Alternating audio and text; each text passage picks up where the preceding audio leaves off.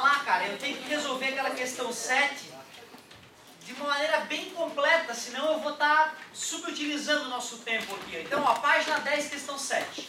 Um corpo de peso P encontra-se em equilíbrio. Equilíbrio? O que é isso? Força de zero. Obrigado, garoto. Suspenso por 3 cordas inextensíveis, quer dizer que elas não podem esticar. Observe na figura o esquema das forças T1 e T2 que atuam sobre o nó de junção das cordas e os respectivos ângulos alfa e beta que elas formam com o plano horizontal. Aí tem lá o sisteminha. Fazendo a decomposição dessas forças, um aluno escreveu o seguinte sistema de equações. Eu vou te dizer, cara, se tu quiser ficar ninja mutante, nós temos que aprender a chegar aqui. Isso é a parte bonita. A parte bonita ele fez pra ti ali, ó, galera, a solução do sistema está aqui. Sabendo-se que alfa e beta são ângulos complementares, o aluno pode determinar a seguinte expressão do cosseno de beta em função de T1, T2 e P. Então, assim, primeiro eu vou resolver a questão sem maiores delongas, aí depois eu vou fazer a questão completa para que ter mais chance de aprender.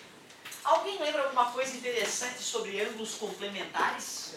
Os dois da 90. A soma dos dois ângulos dá 90. Parabéns, ângulos complementares. A soma dos ângulos dá 90. Quando isso acontece, o que eu posso afirmar sobre o seno e o cosseno? Que o seno de um ângulo é igual ao cosseno. Concordam? 30 e 60 são ângulos complementares. Seno de 30 é igual ao cosseno de 60. 10 e 80 são ângulos complementares. O seno de 10 é igual ao cosseno de 80. Ou o seno de 80 é igual ao cosseno de 10. Certo? Isso fica mais nítido ainda no círculo trigonométrico, né, que nós aprendemos ano passado. Complementar, então, por exemplo, esse ângulo aqui, né? Aqui é 30 graus, certo? Aqui é 30 graus. Esse aqui é o cosseno de 30, né? E aquele ali é o seno de 30. Quando eu faço 60 graus, é como se o 30 graus estivesse ali, ó. Então, esse cara aqui, isso aqui é 60 graus. Esse aqui é o cosseno de 60, que é igual ao seno de 30. E vice-versa. Pelo círculo trigonométrico também dá de entender isso. Peraí, o que ele está me dizendo? Ele está dizendo que o seno de alfa é igual ao cosseno de beta. Ele está me dizendo que o seno de beta é igual ao cosseno. E ele quer uma expressão para o cosseno de beta. Ele quer que eu descubra uma expressão para o cosseno de beta. Deixa eu ver onde é que tem cosseno de beta aqui. Aqui. Aqui tem cosseno de beta. Deixa eu isolar. T1 vezes cosseno de alfa é igual a T2 vezes cosseno... Menos. Era menos, né? Aí foi para lá mais, certo? Ah, tá, sim. Tranquilo? Tá multiplicando, passou? T1 vezes cosseno de alfa sobre T2 é igual ao cosseno... Olha, eu achei uma expressão para o cosseno de beta. Obedeci já o sujeito? Aqui, essa é a resposta, então. Por quê? Mas eu usei as equações que ele apresentou. Ah, ele quer em função de T1, tá ali T1. Em função de T2, está aqui, pô? Ah, em função do peso. Não podia ter cosseno de alfa, então. Não pode ter cosseno de alfa ali. Eu vou ter que tirar o cosseno de alfa dali. Mas na primeira não tem cosseno de alfa. Ah, tá certo. O cosseno de alfa é o seno de beta. Então eu posso isolar o seno de beta aqui, né? Concorda comigo? Mais passa... Então, T2 vezes seno de beta é igual a P menos T1 vezes seno de alfa. E está multiplicando, passa? Seno de beta é igual a P menos T1 seno de alfa sobre T2.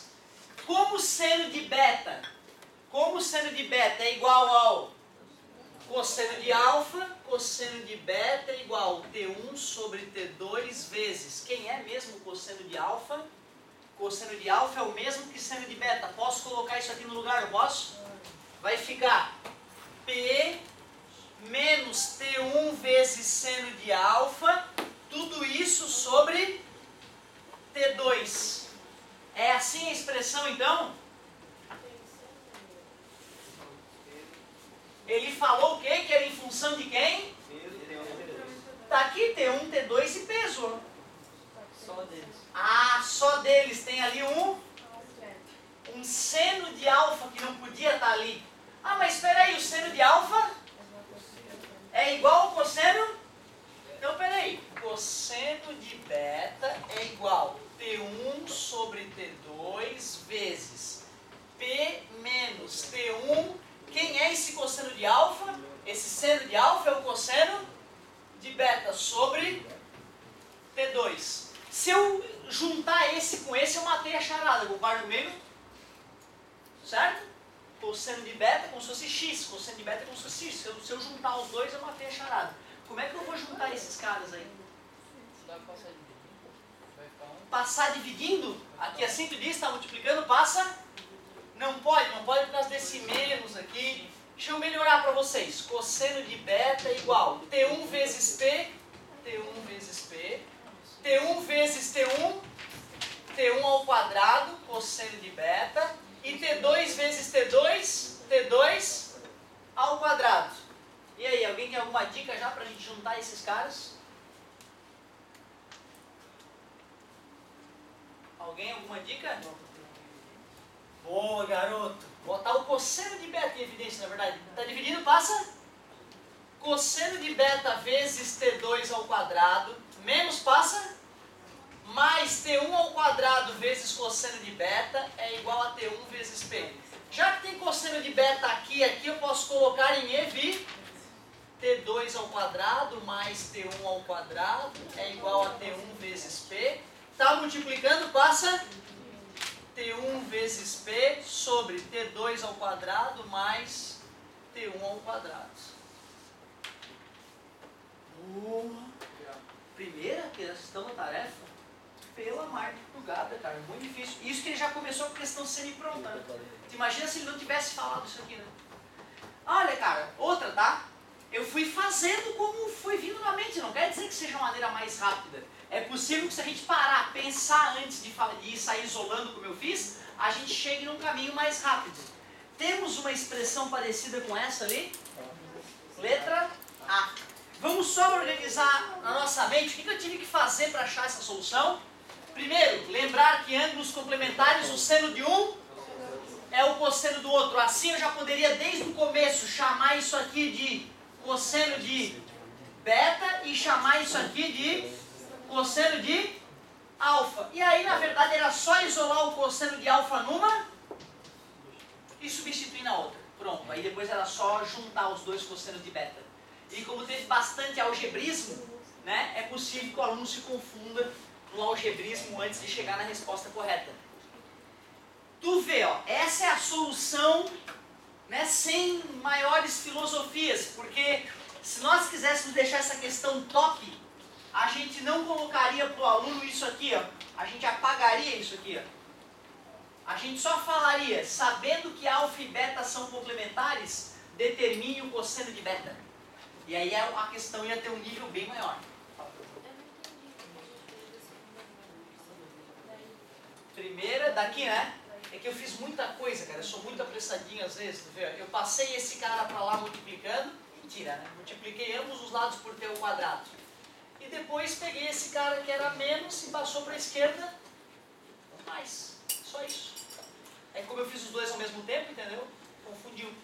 Está dividido, passou multiplicando, está aqui ele. E menos passa mais, está aqui. Esse cara ficou sozinho lá. Beleza? Isso aí, garota. Gostei de ver. E aí, pessoal, olha só o que eu acho que tu deverias aprender para ficar foda. Desculpa, pai. Para ficar foda mesmo. Olha lá. Primeiro, diagrama. T1, T2 e o peso. Onde é que está o alfa e o beta? Aqui e aqui. Não é isso? Qual é o próximo passo? Decomposição. Deixa eu fazer com uma corzinha diferente. Nome, por favor. T1x, T1y, Depois, decompõe a outra. T2x por essa, meu Deus. E aqui é T2y. Já que está em equilíbrio, é porque a resultante é... Se a resultante é zero, eu posso olhar para o eixo x e escrever uma equação, olhar para o eixo y e escrever uma equação. No eixo x, T1x igual a T2x. No eixo y, peso é igual a T1y mais T2y. Mas quem é o T1x? O T1x é T1 vezes cosseno de alfa. Quem é o T2x? É T2 vezes cosseno de beta. Mais passa, ficaria T1 cosseno de alfa menos T2 cosseno de beta igual a... É ou não é uma das equações que ele já deixou pronta para ti? Certo? Legal é tu saber como chegar naquelas equações, né, cara? Isso é que é top. Quem é o T1y mesmo? É T1 vezes seno de alfa. Quem é o T2y? É o T2 vezes seno de beta. Isso é igual ao peso. Essa foi ou não foi a outra equação que ele montou? Dá uma olhada. Ou seja, né, tu vê, ele já fez tudo isso pra gente. Ele já jogou na nossa mão essa equação e só deu a dica. Se os ângulos forem complementares, ache uma expressão para o cosseno de beta. Questão bonita essa, cara. Não era fácil não, nem era esperado, eu acho que a galera conseguisse fazer. Universidade o quê? Estadual do Rio de Janeiro. Bom nível. Questão 8. Essa sim foi de bom nível. Questão 8. 3 corpos iguais de meio quilo cada são suspensos por fios amarrados a barras fixas, como representado nas ilustrações seguintes. Tu vê, ó, nessa outra questão, ele pegou e amarrou os corpos de 3 maneiras distintas, né? Com ângulos distintos aqui. E numa outra situação com ângulo ainda maior. Foi isso? Numa situação o ângulo era 90 graus. Na outra situação o ângulo era 60 graus. E na última situação o ângulo é 30 graus. Em relação às ilustrações, considere as afirmações. 1. O módulo da força na tração em cada fio na situação 3 é igual a metade do módulo da força de tração em cada fio na situação 2. Diz que a força nos fios aqui é a metade do que aqui. Me prova. Não é? Então 60 na metade de 30? Ou 30 na metade de 60? Não é que precisa fazer a conta, né, cara? Intuitivamente, depois que vocês estiverem maduros nessa parte, tu vai entender por que é, por que não é. Mas no começo eu achava que era interessante vocês arriscar uma solução mais nobre para a questão. Vamos começar com a primeira. Diagrama de corpo livre. Vai. T mais T igual a P. T mais T, 2T igual a P. Quanto é que era o peso? 5 newtons, né? Porque peso é M vezes G, certo? Lembra aquelas vezes ano passado a gente pegando no pé da galera que esquece que massa e peso são coisas distintas? 5 newtons. Tá multiplicando, passa. Calculei a tração. Agora eu não estou achando. Eu sei a tração na corda 1, na situação 1. Essa corda aguenta 2,5 Nm e essa também, 2,5 Nm. Legal. Vamos para outra situação. Diagrama de corpo livre.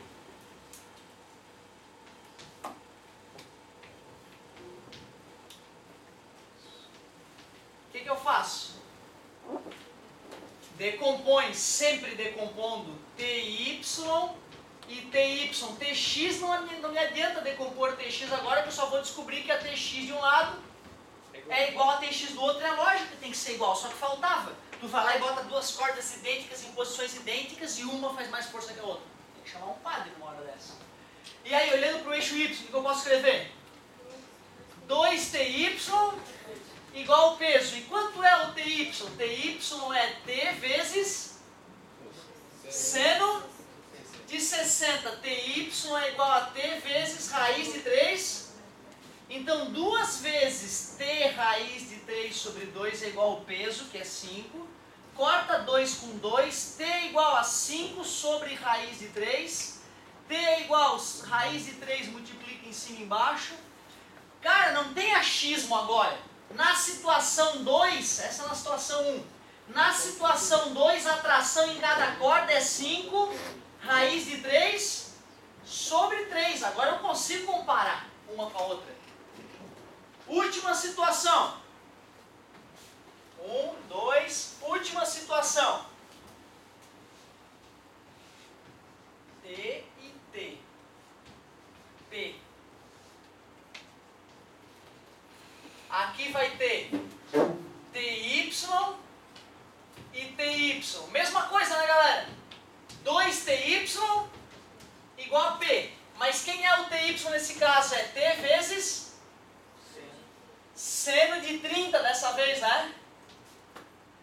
2 vezes T vezes seno de 30 é 0,5 é igual a P. 2 vezes 0,5 é 1. T igual a P. T igual a 5 newtons. Achei a tração na situação 3. Agora ficou fácil. Agora que está tudo calculado, eu posso ler que eu vou entender. O módulo da força de tração em cada fio na situação 3 é igual a metade do módulo da força de tração em cada fio na situação 2. Situação 3. Qual é a metade desse valor aqui? 5 raiz de 3 sobre 6, né? Ou 2,5 raiz de 3 sobre 6. Agora, uma coisa tem certeza, a metade disso não é isso. Certo? Falso. Por que será que ele tentou enganar o aluno com isso? Ângulo, né? O ângulo foi de 60 para 30, o aluno poderia pensar, pô, aquele ângulo, a força diminuiu, então, pô, então é metade. Não, mas nada a ver. Os cálculos mostraram que não tem nada a ver. O módulo da força de tração em cada fio na situação 3 é igual ao valor do peso do corpo. É, ó. Então tu vê, não vale a pena pendurar um corpo com ângulo de 30 graus em relação à horizontal, né? Porque aí a corda vai ter que fazer uma força como se estivesse sustentando o corpo sozinho. Se tu vai usar uma corda, tu usa pendurada no teto. E essa é a mesma coisa, as cordas iam fazer o mesmo esforço do que na situação 3. Mas a afirmativa dele foi verdadeira, tá? A 2 é verdadeira. 3. Então, cada corda faz uma força 2 vezes maior do que o próprio peso. Não, cada corda faz uma força que é o próprio peso. Certo? Agora tu vê, ó, dá a sensação de que uma força de 10 para lá mais uma força de 10 para lá vai ser igual a uma força de 20. Não, né? Só se for assim, ó. Sacou a ideia? Então o ângulo é prejudicial. Cara, meu pai sempre ficava revoltado, e realmente é revoltante. Já viram aquela história de argola, né? Nas Olimpíadas, argola. Os gurizinhos são uns pedaços de músculo, assim, certo? Pequenininho. Aí eles vão lá, vem um treinador e bota um monstro na argola. Já viram? Aí tu espera. Uma das manobras que eles fazem é assim, ó. O cara fica retinho na argola, cara. Aqui, ó, é um monstro, né? Desde, sei lá, de 5 anos de idade, treinando 12 horas por dia. E ele vai lá e faz isso, não satisfeito, ele faz isso, aí que ficou fácil, né? Mas ele volta, e para lá, né? Aí começa a rodopiar que nem um maluco, e para na saída ainda, né? Pega embala e 38 carambotas e bum, cai em pezinho. Ah, se ferrar, fico puto com aquilo, como pode? Cara, tu imagina a força descomunal que o cara tem que ter no ombro, né? Pra retinho conseguir suportar o próprio peso. Tu vê, mas não pensa que nessa hora o braço tá funcionando como uma corda. Porque tu jamais vais conseguir deixar uma pena, não sei desenhar uma pena ali, uma pulga, amarrada por 2 cordas na parede. Tu concorda que tu nunca vai conseguir deixar vertical, né? Por que é virtualmente impossível deixar vertical? Porque pensa bem, como é que essa tração para lá e essa tração para lá vai equilibrar o peso da pulga para baixo? Sempre vai ter que ter uma componente apontando para cima, né? Ou seja, até uma corda, quando tu estica na horizontal, o próprio peso dela vai fazer com que a corda fique abaulada. Tudo bem? E aí o meu pai, uma vez a gente discutindo, né, nas Olimpíadas e tal, Meu pai falou o seguinte, Otávio, é virtualmente impossível o atleta ficar com o braço perfeitamente reto. Por causa dessa situação, né? Aí eu estava já aprendendo um pouco de física e falei, não pai, claro que eles ficam reto. Tanto ficam reto que eles vão para baixo dessa linha e para cima dessa linha. Então existe um equilíbrio que o atleta de ponta fica assim, retinho. Ele está fazendo uma força infinita no braço? Não, né? Se tu for analisar o que está rolando aqui dentro do ombro, tem uma alavanca ali no ombro, né? Onde o osso gira e onde o tendão engata, tem uma alavanquinha, certo? É por isso que o atleta consegue ficar absolutamente reto. Mas haja musculatura nesse ombro, né, cara? Tu imagina quantas horas de musculação por dia o animal não faz para ficar com aquele ombro gigante, né? Outra, quanta proteína ele não tem que comer após os treinos, né? Certo? Não são vegetarianos, não tem um desses caras que é vegetariano. Porque não tem como de onde tirar proteína para o músculo ficar forte desse jeito. Cuidado, hein? É possível equilibrar uma pulga perfeitamente na horizontal com cordas? Não. Jamais. A corda tem que dar uma cedidinha para baixo para que existam trações apontando para cima. Mas, por exemplo, se tu pegar e ficar tensionando a corda toda hora, tu não soltar a corda de ambos os lados, ela não vai ficar reta? Não vai por causa... O que tem que pensar é vetorialmente. Tem uma força para baixo, não tem? Tem que ter uma força para cima. Como é que vai vir uma força para cima de trações que são horizontais? Ou seja, tem que ter pelo menos um pequeno ângulo ali para na hora de decompor, né, essas forcinhas, essas componentes para cima e equilibrar o peso. Então sempre vai ter que ter um certo ângulo aqui. E é isso que o engenheiro faz num bondinho desse. Já foram lá para o Parque Unipraias, em Camboriú ali? Certo? Ali é uma obra de arte da engenharia, né, cara? Eu que acredito em engenharia quase me borrei a primeira vez que eu fiquei. Sai o chão, acaba o chão do puta que pariu, o que eu tô fazendo aqui? Meu Deus do céu, tomara que esse engenheiro tenha estudado bastante, né? E tu vê, a gente calcula o ângulo que vai ter que ter para o cabo poder suportar outra, hein? Não pensa nessa hora que quanto mais esticado o cabo, mais seguro. Se tu esticar demais o cabo, ele vai tender a ficar retinho. E para poder ficar próximo de reto, a tensão nele aumenta enormemente. Então o engenheiro teve que calcular que ângulo faz quando as cadeirinhas cheias, né, puxam o cabo para baixo. Que obra de arte. E tem que trocar, tu sabe, né? Aquele cabo tem que trocar de vez em quando, né? Certo? É tudo programadinho. Muito bom. E aí, galerinha, última afirmativa. O módulo da força de tração em cada fio na situação 1 é igual ao triplo da força de tração em cada fio na situação 2. Situação 1, situação 2. Esse aqui é o triplo disso? Se multiplicar isso aqui por 3 não dá 2,5? Deixa eu ver, vezes 3 dá 5 raiz de 3, que não é 2,5. Então, falso. Logo, a única correta era 2, item D. A partir desses cálculos, gente, até já dá para começar a matar algumas questões de cabeça. O que tu concluiu? Que quanto menor o ângulo com a horizontal, maior a força. O dia que tu for pendurar alguma coisa na árvore, lá no quintal da tua casa, trata de não pendurar muito inclinado, porque a corda vai ter que fazer uma força enorme. Uma coisa que eu sempre gostei de fazer na minha infância era tirolesa, né? Tirolesa, tu amarrar uma árvore numa corda bem alta, né? Amarrar uma corda numa árvore bem alta, e aí tu bota uma roldaninha nessa corda, amarra uma madeirinha na roldaninha e se joga de cima da árvore. Aí vai descendo a corda, né? E uma vez a gente fez isso e estava muito alto a tirolesa. Aí eu chamei um cara que trabalhava lá em casa, limpando o quintal. Ô, Neto, dá pra tu testar lá pra gente? Ele foi, cara. Ele foi, não partiu a porcaria da corda, o bicho não deu com a cara no chão. Eu adorava o cara e botei pra chorar e fui correndo pra minha mãe, achei que ela tinha morrido. O cara se limpou, deu um nó na corda e foi de novo. Aí ficou redondo. Fala, minha querida. Mas o que aconteceu? O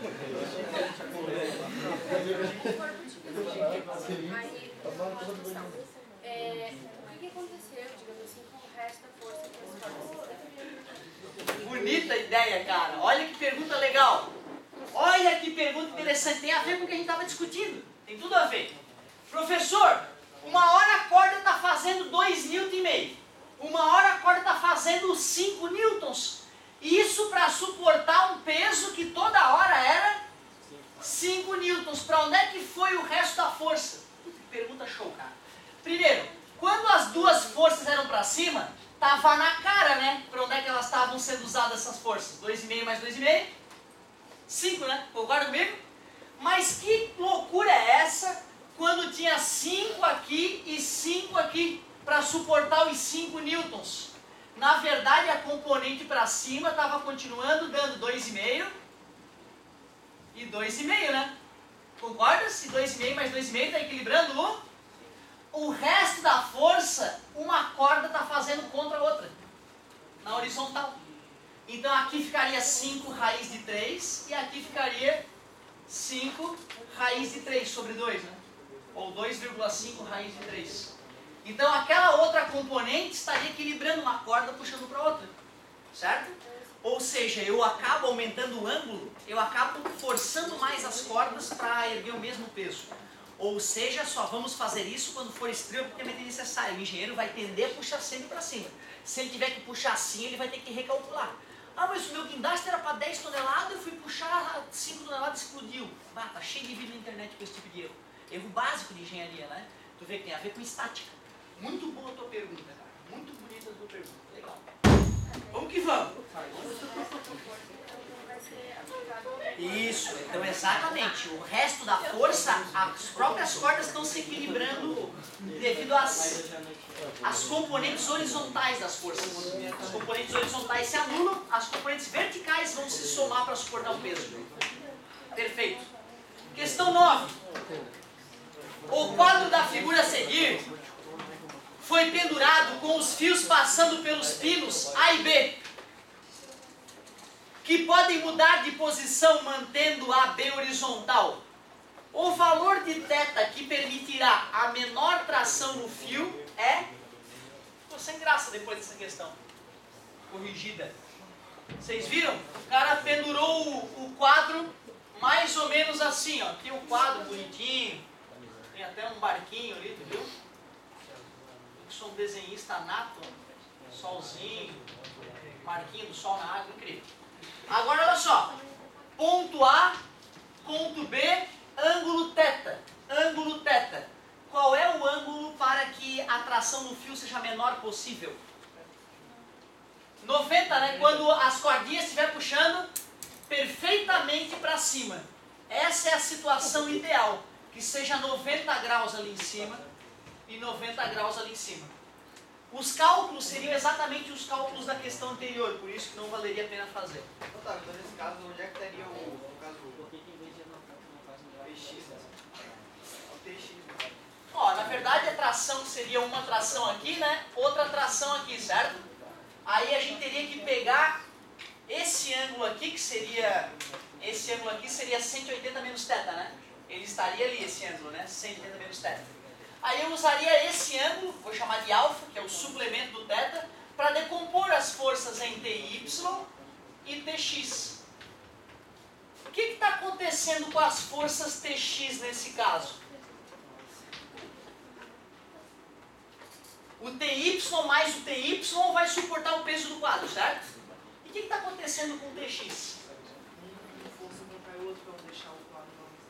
Exatamente. Será que tem algum perigo, então?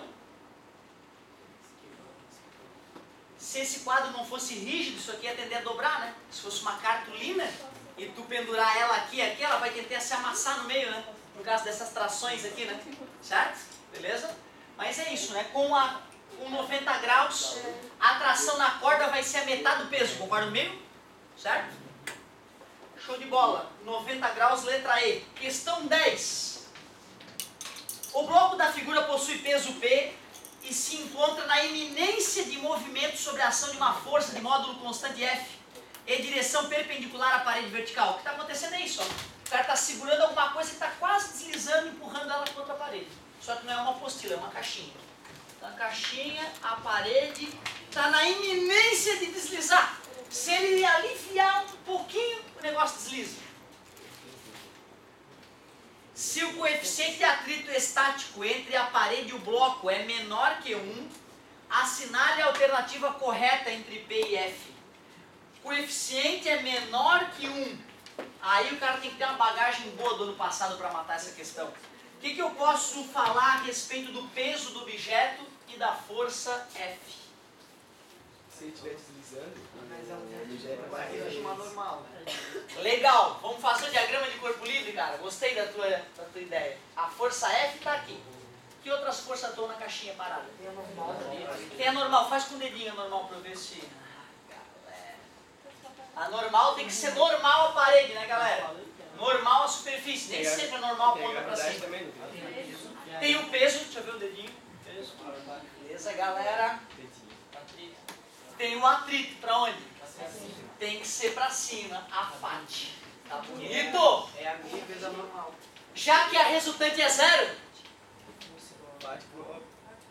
pode ser no eixo Y, FAT igual ao peso, tá bonito?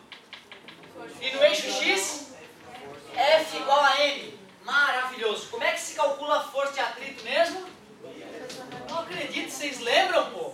Mi vezes A normal é igual a P. F igual a M. Então, no lugar do N, eu posso escrever F vezes Mi, né, igual a P. Ele queria que eu achasse uma relação entre isso e isso, né? Eu vou pegar o F que está multiplicando e vai passar dividindo. Se ele me garantiu que o Mi é menor que 1, quem é maior que quem? O F tem que ser maior que o P, porque se fosse o contrário, na hora de dividir ia dar 1, alguma coisa, ou um número maior que 1. Já que isso é menor que 1, F é maior que P. Vamos ver qual que fala isso. A letra A. O P é menor que F e maior que 0. Claro, menor que 0 o peso, o cara vai sair flutuando. Não dá, né, meu querido? Letra A. O legal foi que a gente mostrou matematicamente por que, né, que é a letra A. Página 11. Sexta-feira, quantos minutos? 6 minutos para o final de semana. Só vou fazer mais um.